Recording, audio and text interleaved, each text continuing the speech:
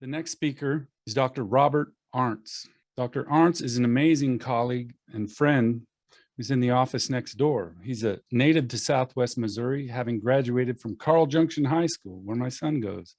I won't tell you what year. He received his BA in biology from William Jewell College in Liberty, Missouri, as well as a BA in chemistry, followed by graduating in 1993 from Mayo Medical School in Rochester, Minnesota. He did his residency training at emergency medicine in 1996 at University of Louisville. After med school, leadership roles at numerous institutions have been extensive in his career, including being a founding partner and CEO of a physician staffing company and acting as emergency department director of multiple emergency rooms. He served as medical director for fire departments, law enforcement, tactical teams, and multiple EMS services, including ground, fixed wing, and rotor transport services. Dr. Arnce brings over 25 years of clinical experience in settings of critical access hospitals, level 1 trauma, heart and stroke centers, and emergency departments. As an assistant professor at KCU, his inspirational teaching methods and his background are vital in offering key educational components within the classroom and clinical laboratory. He continues to practice emergency medicine at Freeman Hospital and facilitates KCU COM students access to broad clinical research topics and retrospective clinical studies. And that's what he's going to talk to us about today. So Dr. Arnce, take it away. Thank you, Jeff. Thank you all for attending this research day. It's exciting stuff. Dr. Olson there is a tough act to follow, but I'll do my best. So my journey to research is actually, I'm a novice. Unlike Dr. Olson, who and Dr. Stottinger have extensive research. Basically, my research came out of a perceived need for our students here at the COM, and I'll get into that in detail. We've got research ongoing with two clinical IRBs at Freeman, and have had some really interesting stuff. So we'll talk about that in the talk, but so hopefully you can all see it started with Lucy. Are you guys seeing the it started with Lucy slide? Thumbs up if you are. Yeah, okay. So back in 2020, this is Lucy. She's one of our graduating seniors this year. She's going into emergency medicine. She approached me a couple of years back and said, hey, I'd like to do some research. I feel like I need it to be more competitive.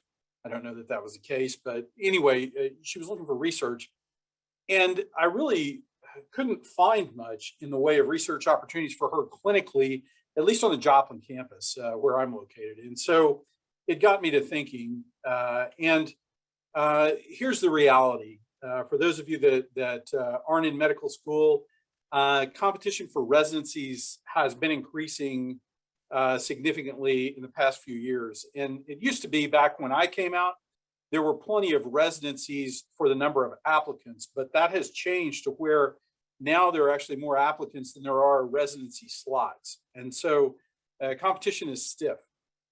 And the other thing that's happening is it's becoming more and more difficult to distinguish yourself as an excellent student and residency candidate. The reason is there is a move away from grades. So it used to be, you got an A, a B, a C. Now you basically get a pass fail.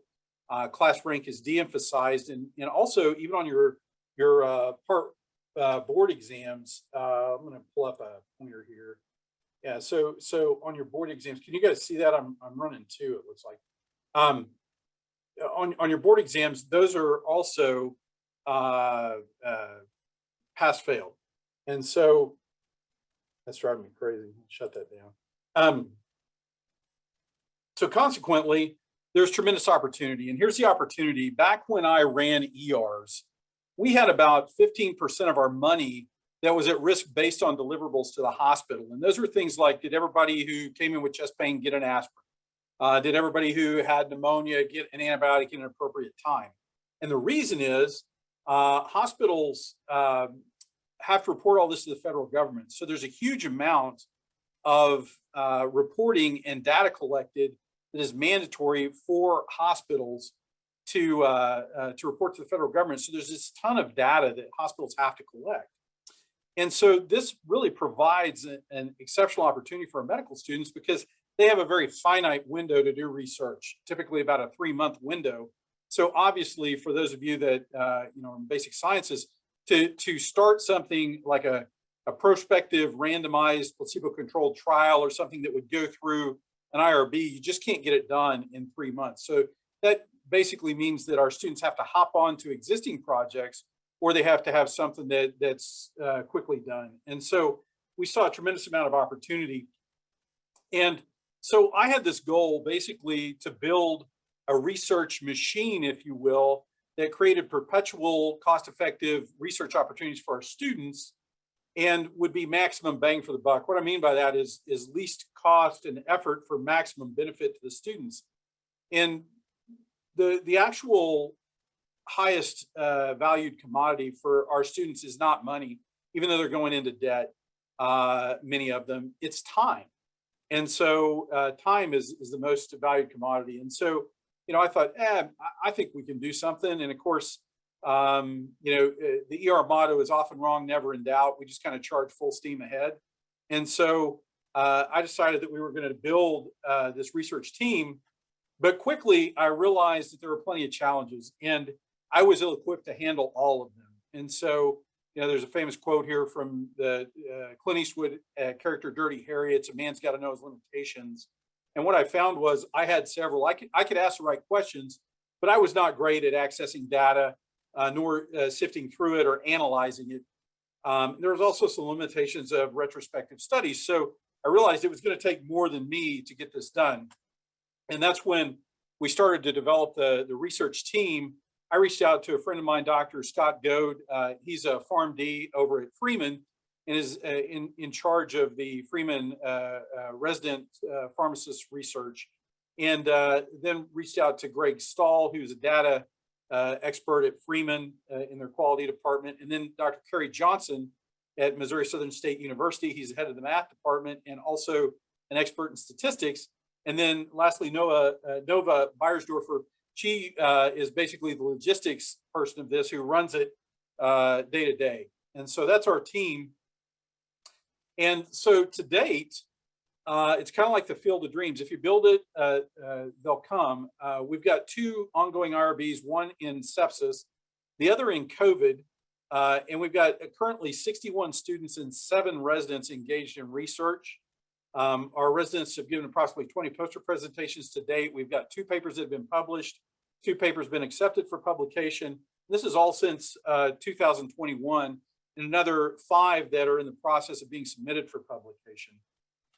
So here's one of our papers that's been published, a second paper in the Curious Journal.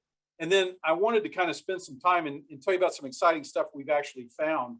So some of our most interesting and impactful findings to date on sepsis, one has to do with what's called the treatment bundle for septic patients, okay? And I'll explain kind of how that works here in a second.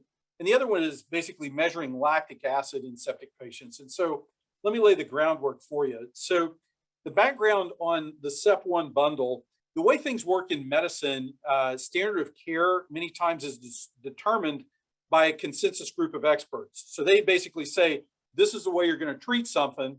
And if you deviate from that, you run the risk of malpractice, but also the hospitals aren't reimbursed if you don't do a good job achieving their benchmarks. And so there's this bundle of treatment for sepsis patients that basically was suggested by a group of experts based on some prior research and then was mandated by the federal government. What this means is if you don't do this treatment bundle in a patient with sepsis, the hospital doesn't get paid as well, and you run the risk of litigation. So it's pretty serious stuff.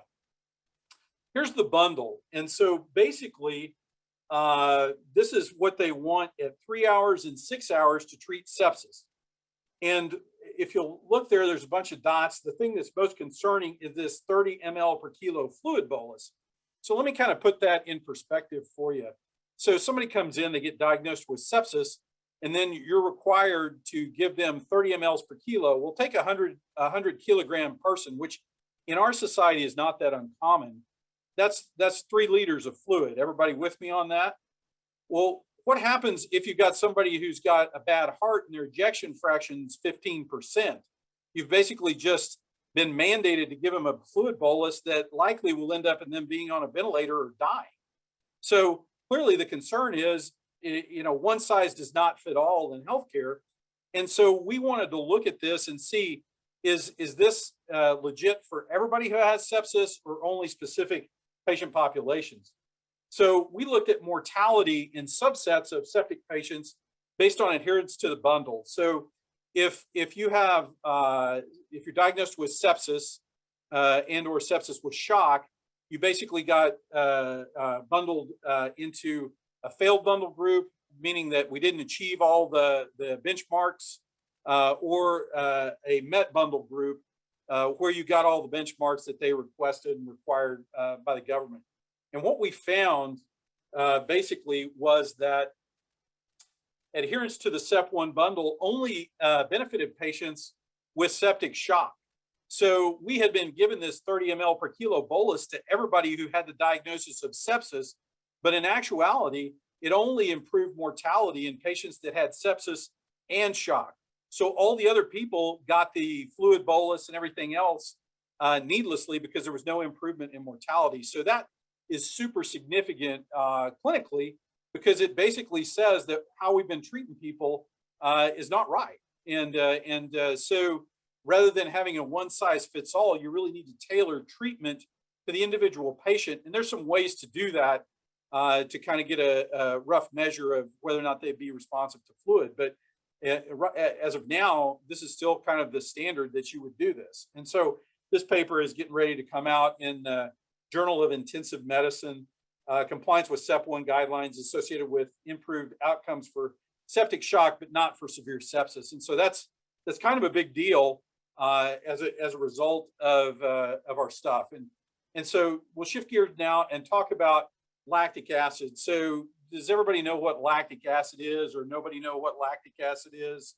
Essentially, it's kind of a marker of tissue hypoxia. And so lactic acid has long been used as a measure of hypoxia in patients with sepsis. And so the concern is the higher your lactic, the worse your outcome.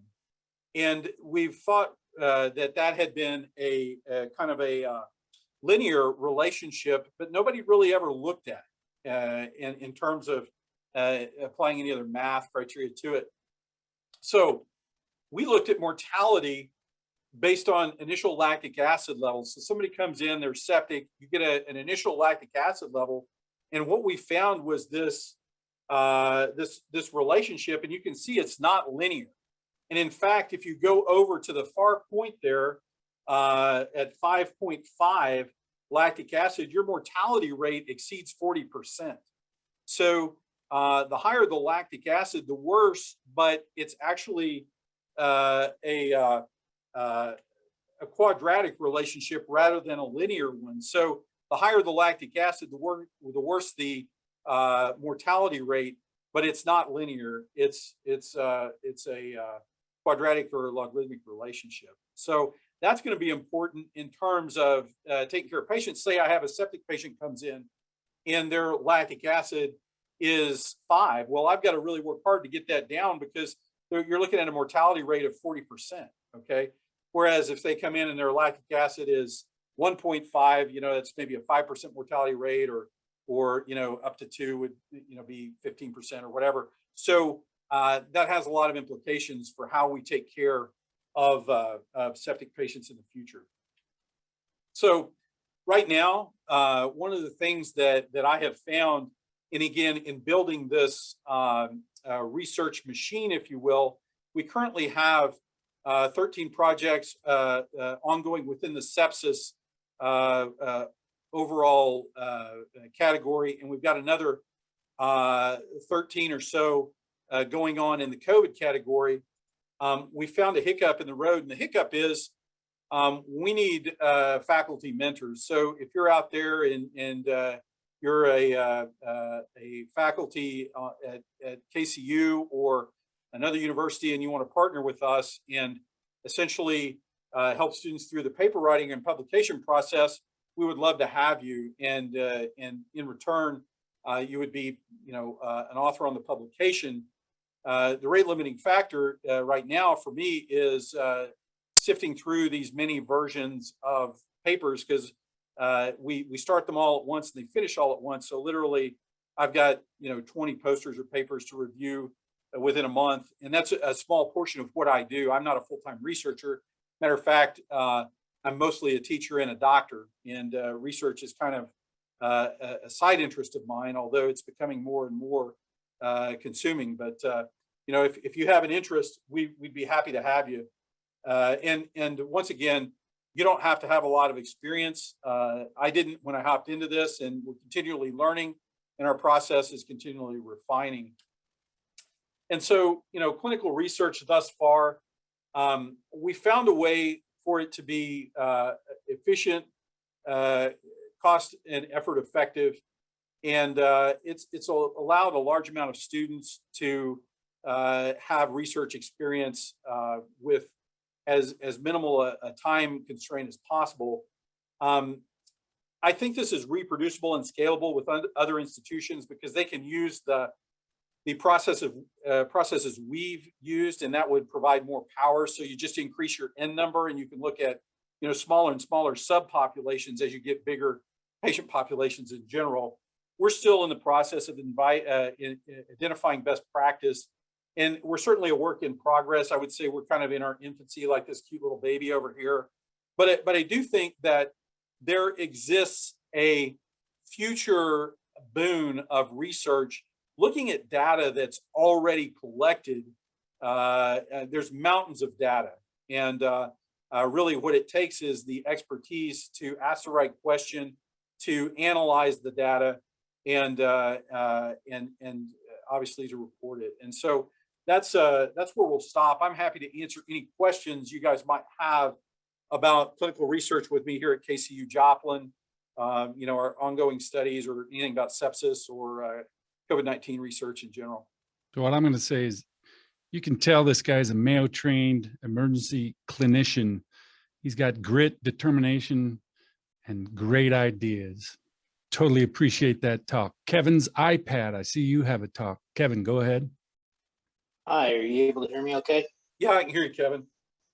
Thank you very much for your presentation and the work that you were doing. I had a question related to standard of care. Yeah. And your statement about tailored medicine. Is there currently a standard of care and altered benchmarks for pediatric patients of younger ages to deal with things like sepsis or things like that they may present? Yeah. In regards for sepsis, there are not benchmarks that I'm aware of for kids. This is more in the adult population. For pediatrics, obviously, quicker time to antibiotics, quicker blood cultures before antibiotics, quicker time to antibiotic administration, aggressive fluid resuscitation. Those are all important. And actually, kids, by and large, are generally healthy until they aren't, right? And so kids have a lot of resilience. And so, you take an elderly person who's got diabetes and high blood pressure and bad kidneys and bad cardiac output, a fluid bolus in them may be a lot more problematic than a young kid with a lot of reserve, so it's not the fluid issue is not as big a deal with them. This standard of care thing, though, is a huge issue. We used to just have a lot of dogma, and there was very little science by and large, not just with sepsis research, but take, for example, how you resuscitate people without a hospital cardiac arrest. We give them epinephrine. And why do we give them epinephrine? Well, there were dog studies that said epinephrine helped people, or helped dogs, but it didn't translate to people necessarily. It was just assumed that it did. Okay. And what we've found now is that epi really doesn't help people a whole lot. Unfortunately, there's not a lot else that we do. And so, the problem is, once that's determined to be standard of care, if you deviate from it, then you run the risk of not being paid by the government, because it's pay for performance in medicine now. Okay. And B, you run the risk of basically committing malpractice because you're not following what's determined to be standard of care. problem is standard of care should be based on evidence, not dogma. And so, surprisingly, a lot of these standards, you would like to think that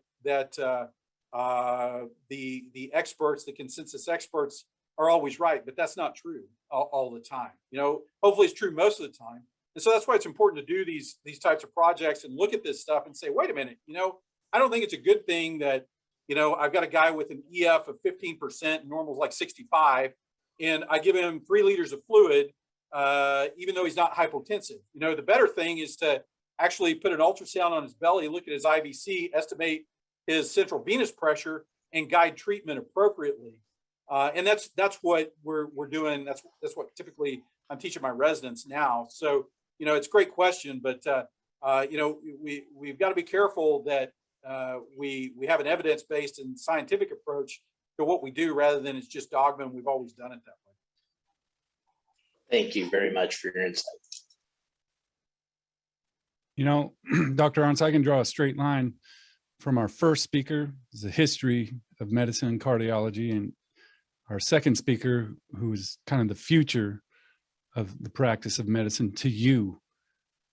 You're affecting just as much change as any or all of them. Andrew Bruna, you have a question. Go ahead. Yes, sir. I wanted to say thank you very much for the presentation. I think what you're doing is fantastic. My primary question is, so your initial goal is to build a research machine that's least cost, maximum return on value. And it sounds like you've established that pretty well. How did you go about taking on a project with that many people involved researching and end up on sepsis as your primary focal point?